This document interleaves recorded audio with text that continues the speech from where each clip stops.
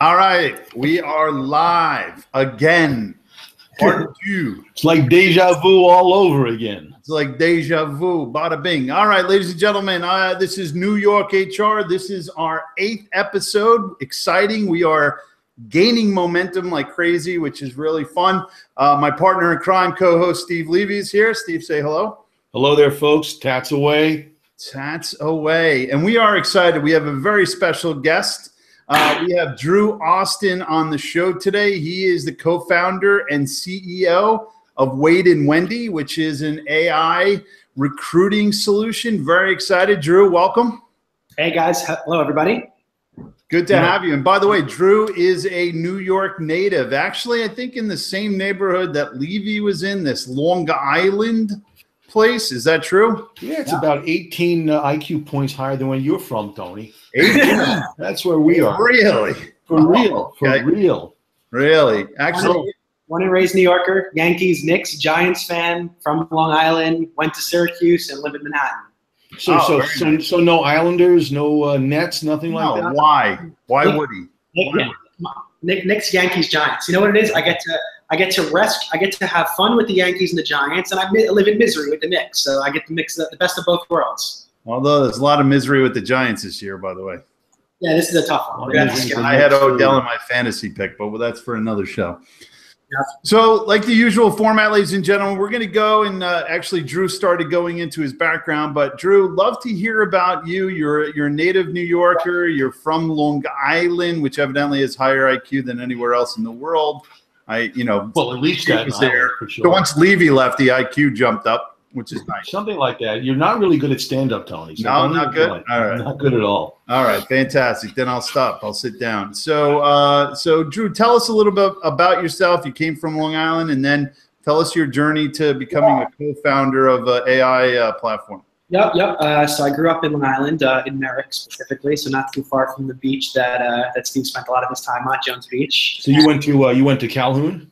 I went to Kennedy. I went to JFK. Kennedy. Okay. Okay. And then when I graduated from Kennedy, I went to Syracuse University. I was an entrepreneurship major over there, so I got this unique major of being able to think about how to start companies and see opportunity. And it's probably the most vague major of all time, but I somehow maneuvered my way in eventually. And I started my first company when I was in college. It was kind of like a Postmates for Syracuse University, and they gave me an office in the school. So it was junior year, and that kind of got me thinking about how to start companies and start businesses. And I had pretty much my entire freshman year floor working for me at the time, and my pledges in my fraternity doing whatever I needed them to do from an ops standpoint. Labor has built the world. Totally, we had cheap labor going on for us there. And during the summers, I would intern at my uncle's recruiting agency. So my uncle owns a boutique recruiting agency in New York City called Connections in New York. And I used to intern there each summer during college, and that was like my first exposure to the professional world. They kicked my ass, and they gave me a lot of training and taught me the ways of the recruiting world. And when I got out of college, I loved just.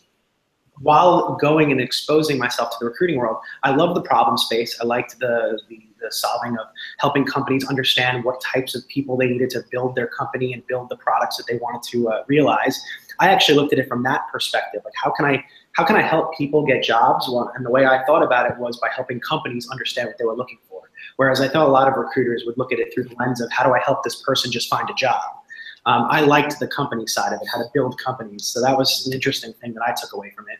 I loved the business model. I loved the people problem. I just felt that what I was doing every day was very repetitive and robotic. I thought there was a lot of ways that, a decade ago or so, I was trying to push being ahead of digital, ahead of innovation. But this was a successful company that was rooted in the ways that they learned how to operate. And it just wasn't really what, it wasn't the ways that I was thinking about things were just a little bit too different. So after a few years, I left, and I've been running my own companies ever since. Before this one, I was working on a wearable technology platform. So I went really forward. I've always been ahead of the curve on the technology front. So I was chasing around, in like logistics workers and warehouse workers and farmers and putting Google glasses on them and showing them how, I remember I was in Pasco, Washington, and I put a pair of Google glasses on Pasco, Washington, and I put a pair of Google glasses on a farmer as a cattle farmer, and he was able to scan the little barcode on the cow without using his hands because he had gloves on and all of this, and see what medication they had just recently taken, how the cow was, how much they weighed, all of that. So it was a pretty cool thing just to see the types of new user experiences that were becoming possible because of these new technology platforms and new technical capabilities. So I got really into that. Cool. And from there, I also started to see how new teams are being developed. Like I was hiring architects, traditional architects for our user experience designers, because we had to understand how you interacted with the world around you and within space. And we were starting to see how your traditional skills might be transferable to new types of jobs with new types of technology at the facilitating that. So it just like opened my eyes to all of these different things. We had biometric data analysts looking at as our data science team because they understood the human body. So, and then as I started to look into, I've always wanted to get back into the recruiting space. And about almost 2 years ago, as I was starting to get back into looking at my next opportunity, I was saying, how do I get back into the recruiting world?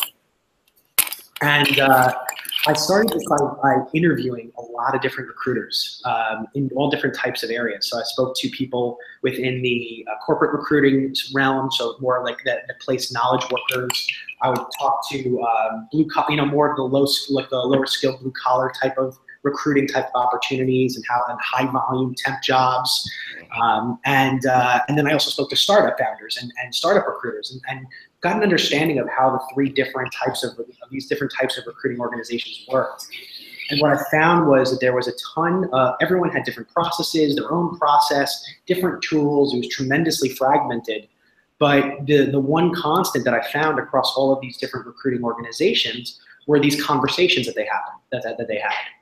They all had these like interactions and these conversational moments, whether it was gathering requirements from the hiring team, sourcing and selling a potential role to a prospective candidate, screening and qualifying an interested applicant, reference checks, recommending candidates to the hiring team. There were all these feedbacks. There was all these different types of conversations. And that was the consistent trait that I saw. And I looked around the ecosystem, and I didn't really see people working on these conversations. I saw a lot of, it's a very saturated space with a ton of tools. Sure. I didn't really see many people working on the core functions of what I saw a recruiter's job to be, which was to engage, to acquire information, to synthesize that information, and then make a recommendation based on it. So we said, why don't we start tackling that? And that kind of led us down this whole journey that we didn't really expect right away, but now we've been kind of on this quest. So how did you make the transition from Wearables to where you are today? Like what happened there? I'd imagine, the cost of doing that is pretty high, that you're maybe in early. Yeah, so I mean, I've been in startups pretty much my whole life. So other than that 2 or 3 year window where I was a recruiter, and even then I always gravitated. I had to work on the Goldman Sachs clients and some other ones, but I always gravitated to the startups. I always had more fun working with the tech startups that were working on cool things and supporting them and help build their teams. So I was working on the wearable technology platform. As you know, Google Glass didn't take off as fast as we would have all liked. The hardware was still the hardware was still a little fragile. We were trying to get into consumer. The company's still around, and we're doing device management for different IoT devices. But ultimately, it was time to go in a different direction. So when I was starting to peruse, when I was starting to figure out what I want to do, I've always been at the forefront of things. I considered virtual reality. I think VR is a fascinating platform. And I was thinking about, and I tested some things around. What is it? What is it about VR that you think is, because there's a hype around all of these things, right? So far you get buzzword checks. So you had IoT, VR. You're doing AI, you're hitting all the buzzwords, but like, what was and I can assure you, Drew, that Anthony is the master of buzzwords. Yeah. And so the whole thing here is it's a long roundabout story. But I suspect you just at one point probably got bored with how the wearable company was moving. No, it wasn't about bored. It's just about a level of adoption that needs to be met. And what we realized was that when hardware companies were really positioning it, and I think poorly, with the wrong probably intentions, and they realized this after, they were positioning these wearables for consumer adoption. Yet they really weren't prepared or ready for consumer adoption. So we knocked on the doors of Google and we're one of the first 5 partners of Google to shift it to become an enterprise positioning, enterprise play, because we felt that if we can show quantifiable value of these wearable devices, but in the workplace, we had UPS as a backer, we have UPS as a backer, and Siemens and Simon Malls, some great investors saying that, hey, we don't know yet what this is going to be able to deliver, but there's a huge potential here where we were able to show, like, just being able to pick and pack inventory from the warehouse with having hands-free access to information. Sure. Yeah, so there was just a ton of different use cases that we saw, but it just was very early in the development, and the hardware would need to take the hardware, you'd have to sell the hardware and the software basically just to get adoption. It wasn't like you could just sell an app on a phone that already exists. But isn't that the same thing about AI now?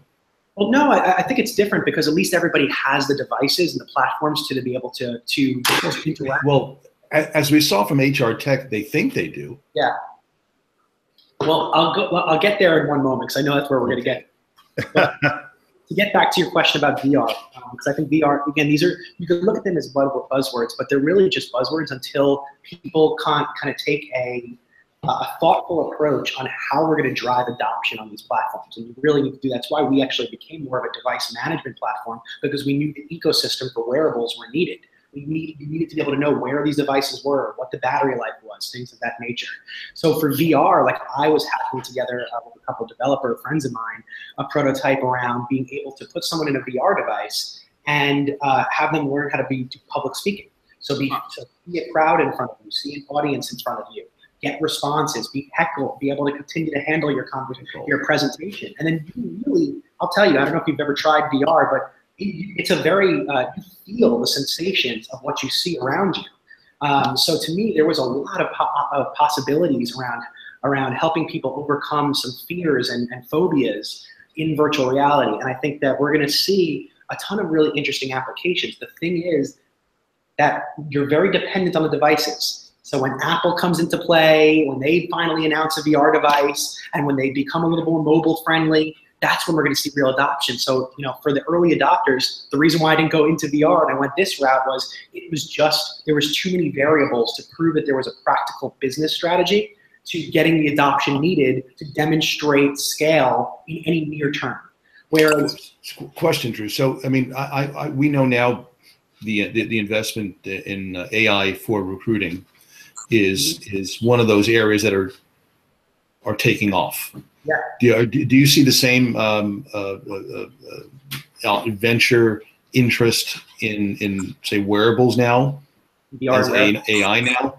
Yeah. So I think there was a big. So I think you'll see, and this happens in most industries. So wearables hit a huge. Everyone was funding every wearable device for a hot minute, and there's the winter, where it's like, okay, who's going to survive that winter? Because it's like there's all this hot buzz, but then we all have to turn something into reality.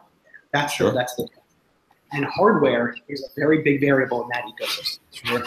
In the Internet of Things, you're seeing the same thing. There was a tremendous investment, and now we're starting, and that was even years before. There was a little bit of a downturn, but now we're starting to see the applications of IoT and some of the things that can come from it, some of the possibilities. So I think we're going to see another monster wave of IoT investments now that we're starting to see some impact. With virtual reality, it's still early yet. So we haven't seen a company come out and really show that this is the killer app to drive adoption of these devices. We haven't seen the next generation of Oculus or the next generation of hardware yet that takes all the learnings from these first phase of devices and builds that next device that we all need and want. So there's a lot of, there's a feedback cycle that needs to come before this technology gets its next phase of investment. With AI, there's been a lot more learning, a lot longer period of time on AI. It was just quiet. So now, for 20 years, people were working on AI, longer.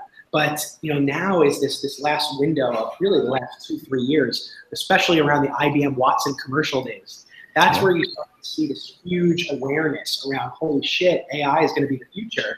We need to take notice of this. Yeah. So I think that there's an investment, but I think that there's also fewer barriers to entry to show a quantifiable value and an impact, and specifically for experience that can work. Now there's going to be lots of AI is a big term, like wearables and like IoT. So there's lots of slices of that. But I think we'll have a far lower. I think that we'll see a faster cycle of success in AI than we saw in the IoT, VR, and wearables. Sure. I mean, anytime you look at software versus hardware, it's always a lot easier in terms of joining into that market. I mean, the hardware is hard, right? I mean, that's, it's well, the hardware is actually, from an IoT standpoint, particularly when you talk about things like smart homes or things of that nature, the hardware is not very difficult. There are about at least 10 to 20 popular embedded boards, which are used as the basis for all these types of things. You remember when Raspberry Pi came on board, all the Arduino apps started taking off. For drones, you have BeagleBone. These are readily apparent, and they've been used in small closet communities. So to speak, and it's just a question of somebody deciding, I'm going to adapt this to this. Right. AI is a very, especially when it comes to TA recruiting, is a very different animal. Yeah. And that's where, based on the show, and again, I was there and I saw Drew and we talked for a little bit. When we had some time. But that show, I'm interested in your thoughts on the show. Non BS New Yorker. Well, let's just make sure everybody knows we're talking about HR Tech Conference. Where was it, and when was it? It was in Vegas about 2 weeks ago. Okay. Was it? And by the way, HR Tech Europe is ongoing right now. In Amsterdam. So it's pretty much the same people who are exhibiting there. Okay. Probably more of the European startups I've seen. But, so so this was my first HR Tech. So so I came in really not knowing what to expect, other than the things that maybe Steve, you told me, or like a few other people said, hey, this is what you'll see there. But, I thought my immediate kickoff was that it was noisy. It's a noise. It's like there's a lot of noise. You see a lot of companies that. If you start to go around the different vendors, I think some of them have a little trouble demonstrating or even articulating how they differentiate from the booth, how they differentiate next to them. I also felt that there's an interesting overlap, or I don't know exactly the word to say about this, but there's something interesting happening in the ATS and CRM space. How there's a little bit of an overlap between what ATSs do and what CRMs do, and who's gonna win this sector, and do they play nice, do they not? So I think that was an interesting thing to see, and I think that could play out in a lot of weird ways, because this ecosystem is supposed to be heading in a direction where there is a platform, but then everyone's very friendly. Companies can pick and choose who they want to work with and what tools they want to use, because we make this the big shift is this API friendly ecosystem. But you're seeing some overlap, which I think is interesting. For us, I thought it was great from a perspective of, we're doing something a little different. So yes, AI was the buzzword, but I think that conversation, which is where we focus, is a little different. And there aren't as many companies that you'll see working on AI or matching or something in the AI space, as I think you'll see people that are trying to really think about engagement differently. So give me the layout of this, because I haven't been to one. I know Steve's been to one. So you're in a convention hall or some sort of conference area, and I would imagine one of the hotels there.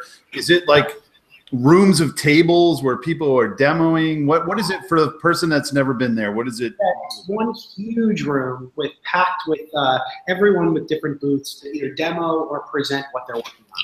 And then mostly there's buyers or partners or RPOs or HR tech leads or heads of recruiting that are walking around and seeing, okay, what can I deploy to push forward my recruiting talent acquisition efforts. And everyone, I think that people are there not for the purpose of seeing the things that they've already seen, but in my opinion, or at least what I was able to sense, and maybe this is because we're on more of the innovative side, but they're looking to see what's next. That's what I think that they go for.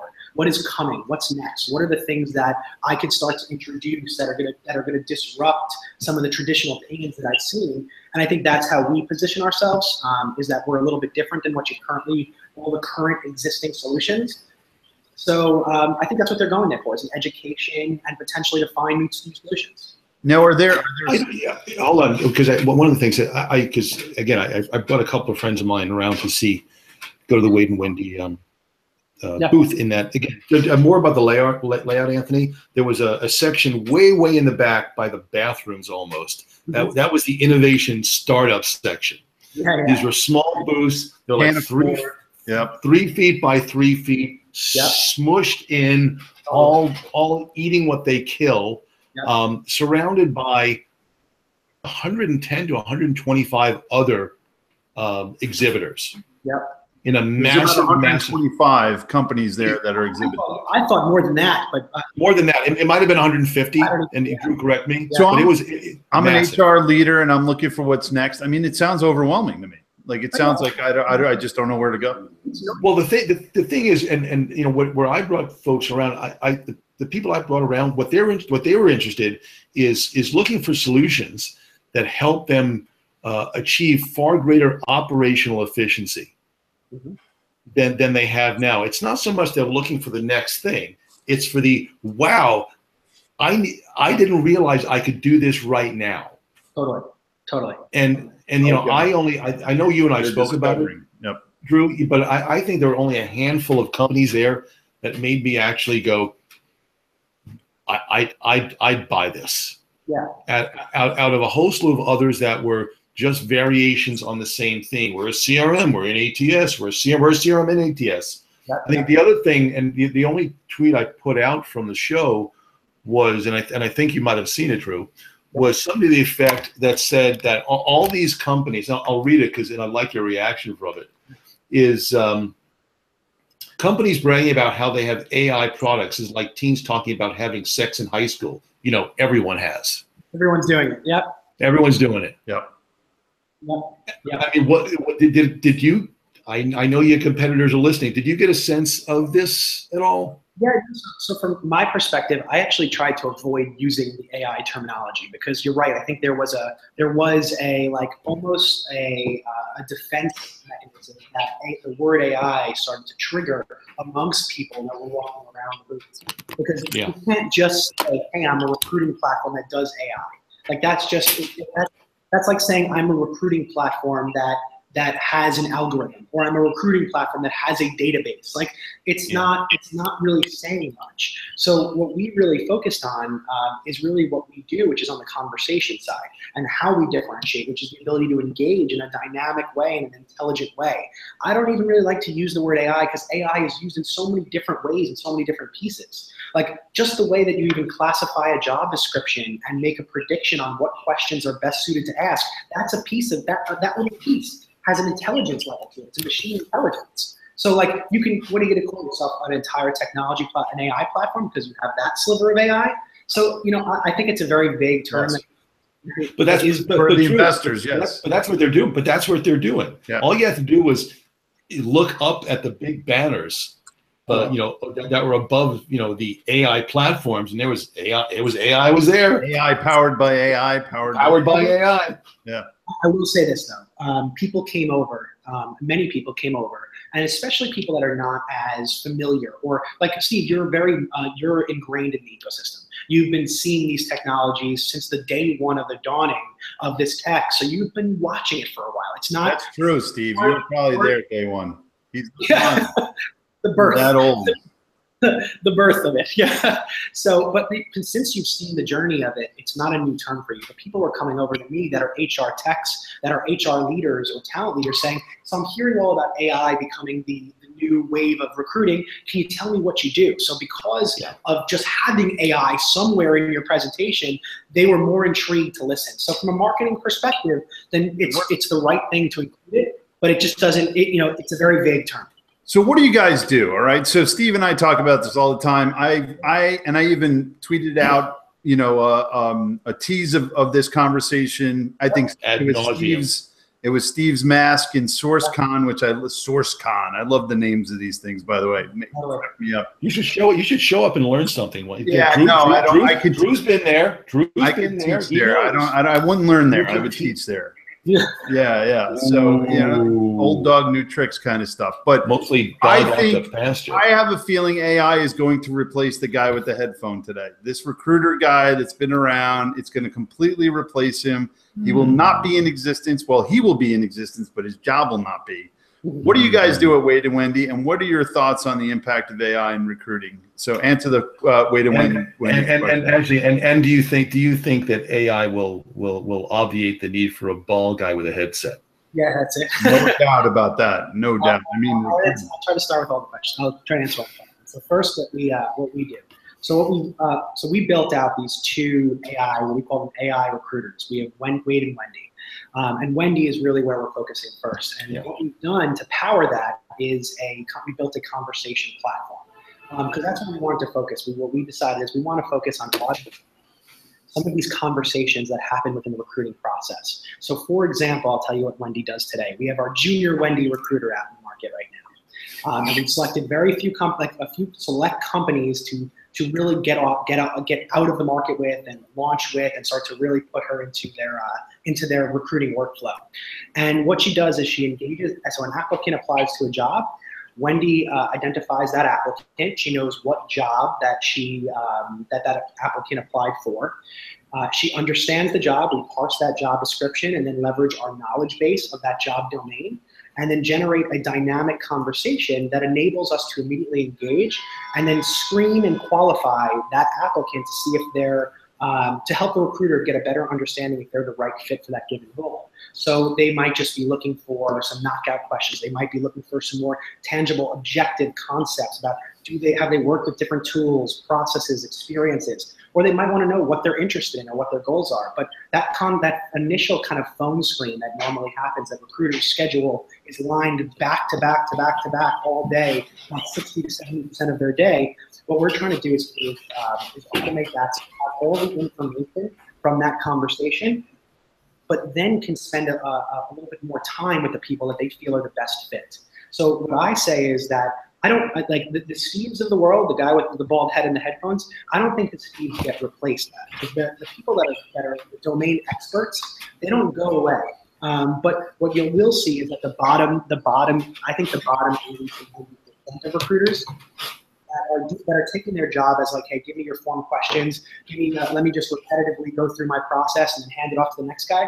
I think those people are replaced. But the purpose of this is not to replace recruiters; it's to humanize the process. If we can get rid of some of the robotic processes and allow the human recruiters to be human and not have to rush off the phone, not to have such little context going into a phone call, not to spend time and have it wasted because they're spending time with the wrong people constantly. Yeah. If we can humanize the process by adding automation, that's where I think our technology comes into play. Where does that conversation happen? What channel? Is it email? Is it text? Is it? So we built ours for like chat-based messaging. So it happens to be web-based, mobile, SMS, Facebook Messenger. We let the company decide how they want to deploy the chat. And then the job seeker when they apply to the job, they see a role-specific conversation. So it's not this like generalized form or application, but the conversation is specific to that job, and it also responds based on what they say. So where I think is pretty cool is how it gets rid of some of the conversational bias that happens. Like, and maybe if I was going through this phone screen and I had someone on the phone who influenced what kind of questions I might ask, whether it's a certain type of person, male, female, skin color, whatever, any of those things come into play, I might ask different types of questions. But Wendy, she just responds to what they say. If they mention a certain process, a skill, a tool, an experience that she's familiar with, then she can dive deeper and ask a follow-up question and get a little bit of a better understanding of what this person knows and what experiences they have. And so how are those folks filtered in or out through Wendy? Is there a weighting system on the questions? How does that happen? Because I would imagine 100 people come in and 10 people come out. I mean, that's ultimately what the efficiencies that you're driving, right? Yeah. So there's different types of processing. I think on a company by company basis, we're finding that there's different ways that people want to review the applicants that are engaged. So there are some people that say, okay, well here, let's say for a given role, there's especially in more of the temp or like low skill, quick hire roles. what you'll see is that that they'll say, okay, I just want to get these knockout questions, these ones that help me to calibrate the person as quickly as possible. Do they reach this bar? And if they do, then I want to move them forward right away. So we see that on the more high volume type of roles. Yes. On more of the knowledge worker, low volume type of roles, there's a little bit of that, let me understand if they have this skill, this tool, this process. So we get those types of ways that we can help filter people. Do they have the things that you were looking for or that this role was looking for, and help filter them accordingly? So as opposed to saying we recommend this person, because we're still calibrating the product as much as possible to get a better understanding of what a recommendation really means. Right. What we focus on is how can we help you to filter these people and help understand who has what skills, who has what experiences. You'll still see everyone that's engaged. You can still see everyone who's responded in certain ways, but we will be able to help show you, hey, these are the things that this role was looking for. Here are some of the things related to that.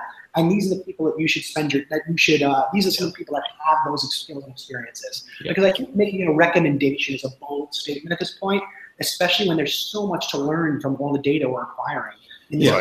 It's really just a question of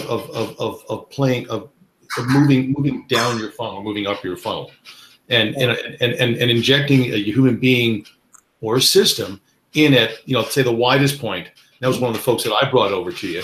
The funnel at the top is really high. Again, knowledge workers, but it's really high, and take it down 20% or 30%, and then start injecting the human being into it. Right. Yes. And that's where you get the efficiency, the recruiting efficiency ratio. The cost of efficiency goes up for the process. Absolutely. I mean, we see like the recruiters we're speaking to, they're managing 25 to 40 roles at a time. Some of those roles are receiving 50 to 250 applications or more. So, I mean, there's a lot of volume that some of these larger corporate enterprises are receiving, and there's just no way they're going to be able to engage every candidate. And what we're finding is that what's really interesting is on the applicant side of this, a lot of them just want an opportunity to be heard. They just want an opportunity to tell their story, to be able to sell themselves for this given opportunity. So what I see Wendy as a benefit to the candidate is a platform to listen and be able to help them effectively present themselves outside of this one-size-fits-all resume, but something that's more related to what this role is looking for. And I think that's where. How would you differentiate it from, I build something in Greenhouse or iSIMS where I can filter out basic knockout questions? Where's the differentiation here, other than what I can see as more machine learning opportunities where you can constantly learn, and this, with those systems, it's basically yes, no, knockout, or scoring system. What's the difference here? Is it just purely a conversation, or does the conversation based on the interaction go into other places where a form wouldn't go?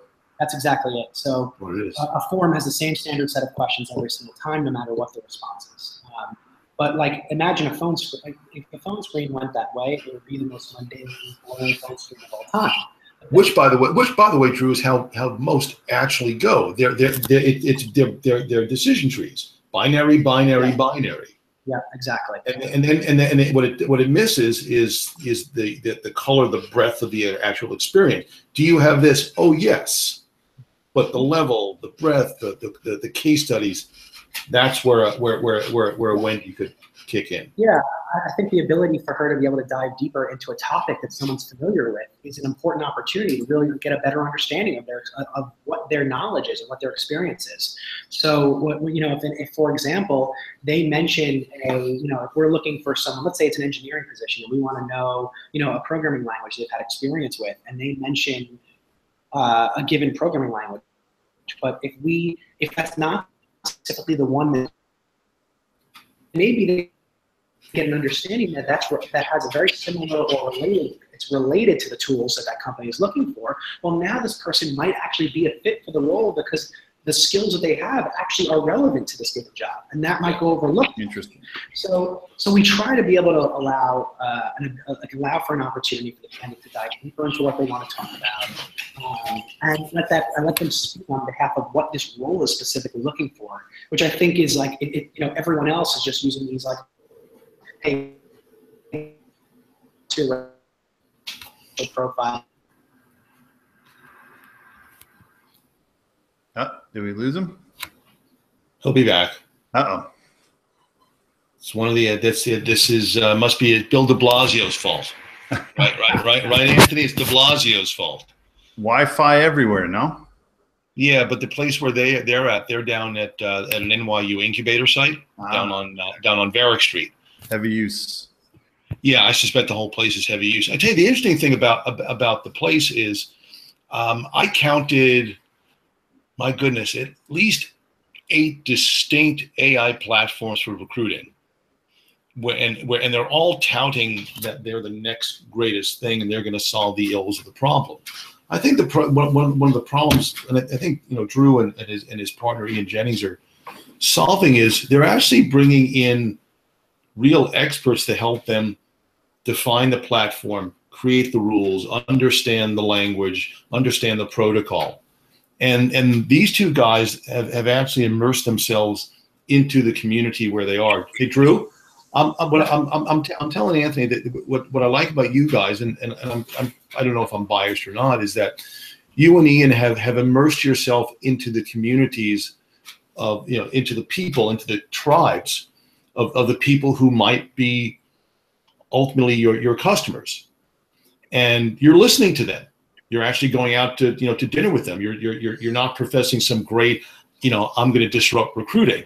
Mm-hmm. And I think that's a lesson where I think where I wish more in HR tech would do. Well, it's would be to inculcate themselves into the communities. It's such a good point, because a lot of the HR technologies that are out there, startups or even existing big companies, if you look at the amount of people that are working there, that are selling the platform, building the platforms, very rarely do you find, if it's an HR platform, someone from HR. If it's a recruiting platform, someone from recruiting. It's just this assumption that this is the way things work, or maybe they don't want the sacred cows, whatever it is. But you're absolutely right, Steve. Absolutely critical to get into the community and get real world examples of, this doesn't work really well. This is actually how it's supposed to work. And then how do we apply the technology into that? I used to hear this early on when we were getting started. It's like everyone would say, oh, well, because recruiting's so broken, we don't want to take the broken methodologies into new technology. But it's really not the case. I mean, what you really need to do, I think the way we've kind of thought about this, which is a little different, is a lot of people that came into with AI or bots said to themselves, hey, how can I replicate a human being? And I don't think that's what you strive. That's not what you strive for here. What we're trying to replicate is a conversation, which is inherently a human thing. Conversation. That's no other thing. You don't have conversations with animals. You don't have conversations with people. You've never had. In New York, plenty of people in New York had conversations with animals. Yes. I can't say I've never seen that happen before on the streets of New York. Good. Just making clear. But I guess the point is that what we're trying to strive for is, in a conversation, the idea of a conversation is you give information, you get information, you can synthesize that information and make decisions based on that information. And the last piece is that it's empathy. And that's it. That's all we had. No? Empathy. That word empathy, these touchy-feely things on your show just don't do well, Tony, do they? I love empathy. Sure. I empathize. I'm sure you do. You empathize. I empathize. This is just an unfortunate internet connection here today, but that's how that works, man. That's right. We were going to go. We're butting up against 5 o'clock, so we're going to go into his favorite part of the slice location. There he is. He's back. So, Drew, before you freeze up again, 2 questions. One, if you're selling this into a department or a profession that doesn't sit on the forefront of these things, is highly skeptical of any of these things, how are you selling into companies? Like what's your pitch for Wendy, and how are you convincing these folks to take a test or jump in? Well, I mean, the first thing what we have to do is educate. So we have to demo the technology. We have to show them what we're talking about, that we can have a very so like where Wendy is deployed right now is in like a person applies to a job and then she engages when they're interested and acquires all this information about them, and that is a very it's a high importance conversation for both the job seeker and the company. But because it's a high importance conversation for the job seeker, they're not messing with it like it's another bot. They're actually taking the time and going through the experience because they want to best position themselves to these companies. So when we show them that, they're also seeing like really interesting metrics just in the early days. Like, we're seeing 44% of the chats are happening off hours. So from outside of the normal 9 to 5 or weekends, we have recruiters that are telling us, hey, I come in the morning, I see who interviewed last night, and I can move them right along. So that's been really a fantastic thing, is to see some of the value points, like even how many data points we collect. Like Wendy has a set of goals for every conversation that she needs to hit. Just from asking an initial question, like, tell me about yourself, like through our parsing and annotation process, you're collecting 8 to 10 data points just from that one question alone. So, the conversation, we can show them a lot of ways that we can enrich the profiles, show who's really engaged, show who really is interested in this job, and find out things that they wouldn't have had. The other thing, there's 2 other things that I found from recruiters that have been really interesting. One is that they use the responses from these questions and answers as a way to help better explain to the hiring manager who to spend time with, because they're usually asked, well, hey, I got to send this hiring manager my little brief on why I should spend time with this person, why they should spend time with this person, but that's usually based on their like sparse notes that are in their applicant tracking system.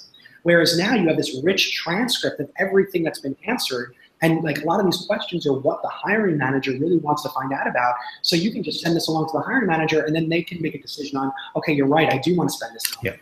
Yeah. There's a big metric out there. I think the number was 79% at a recent LinkedIn study, or where they were saying that hiring managers don't necessarily trust a lot of the sourcers and screeners that are in front of them for these roles, because it takes 9 months for a recruiter to really get up to speed on a new job industry. So there are these kinds of areas where you can de-risk a little of that trust and make it a little bit more transparent, where I think this is where some of these opportunities come into play. And was there a second part to your question? Actually, two more. One, where do people find you if they're interested in Wade and Wendy and talking with you? Our website is wadeandwendy.ai, WADEAND, Wendy, WENDY.ai. You can email me, Drew, at wadeandwendy.ai, and I'm happy to talk you through the product and give you a demo and kind of show you what we're working on.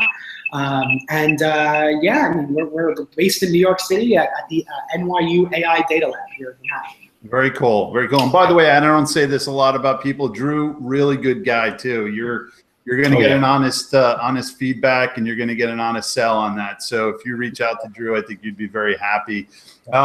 Steve, unless you have any other questions. No, this actually may be one because of the topic that might require a part 2, and I don't say that flippantly. I do mean it.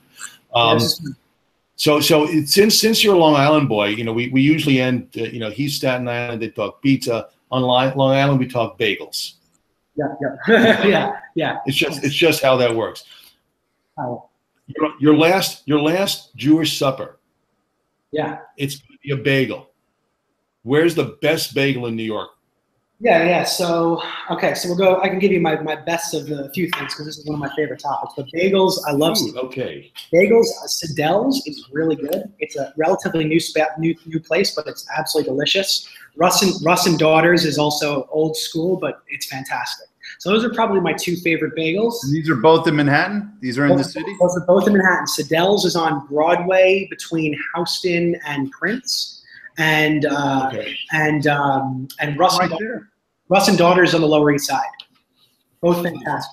None from your old Long Island neighborhood there. There's the Bagel Bosses and all the Bagel Bosses, yeah, right there. The one that's what just is it called? The Bagel Bosses. Bagel Boss. There are several Bagel Bosses on Long Island. Yeah. You guys got to work on the names of these. And then from Long Island, I don't know if you ever tried this place. Did you ever go to what's the one? It's on Newbridge. What's the deli called again? What, Newbridge in 107? The North Merrick side. So that's by the police depot. I think so. Yeah, it's north. Okay. I know. I think I know which one you're talking about. Yeah, I'm blanking out right now, but that was one of the best delis I've been to. And pizza in New York. I really like Prince Street right now. Prince Street is Prince Street is great. By the way, I just for the record on Print, I know what you're talking about. It's that little hole in the wall, great pepperoni. Yeah, that's it. That's the pepperoni. Yeah. There you go. I call him the pizza Nazi, because they are. I listen. If they're watching here, we take sponsors, but man, you go in, you order, you leave. There's no smiles. I need a smile. I'm Italian. I need smiles. Hey, none of that. Here's your slice. Get the hell out of here. Yeah, totally. But it's fantastic pizza. Yeah, but they get a line around. It's not even a secret anymore. When I moved into the neighborhood, it was a low-key spot, and now there's a line around the corner for the pepperoni. Crazy. It's crazy. But it is. Yeah, Prince Street Pizza, great pizza by the slice location. Yeah. All right, well, there's good news and bad news. AI is not taking over the world. Levy still has a job at least for a year, and then, you know, it has nothing to do with AI. And, oh, sure. And Anthony still thinks he knows something about recruiting. Bada bing! All right. Well, Drew, thank you very much for being a part of our show. Really appreciate it. We'll talk a little more AI in our part 2. I think Steve's right. We got some more stuff to talk about here, AI and HR and recruiting. But thanks, Drew. Any parting words for us? No, just check us out and open your mind, because I think that there's a lot of exciting things happening. And if you go into it with an open mind and not these preconceived notions, I think you're going to experience some really cool developments in the next couple of years. I will give a high five on that one, brother. There you go. Yeah, high five. Listen, AI is happening in New York. It's not in the Valley, by the way. We're going to compete with all these guys. So, hey, guys, also one last thing, we're hiring. So engineers, data scientists. So Drew, you want to? So just give me a call. We'll, you know, it's. Forget it, Drew. You know, Drew. You know, Drew. So anyone who knows anyone. Lose his number. He only goes for. He knows. No, he knows. He knows. He knows. All right, guys. Okay, all. Thanks, Drew. Cheers. Talk soon. Off.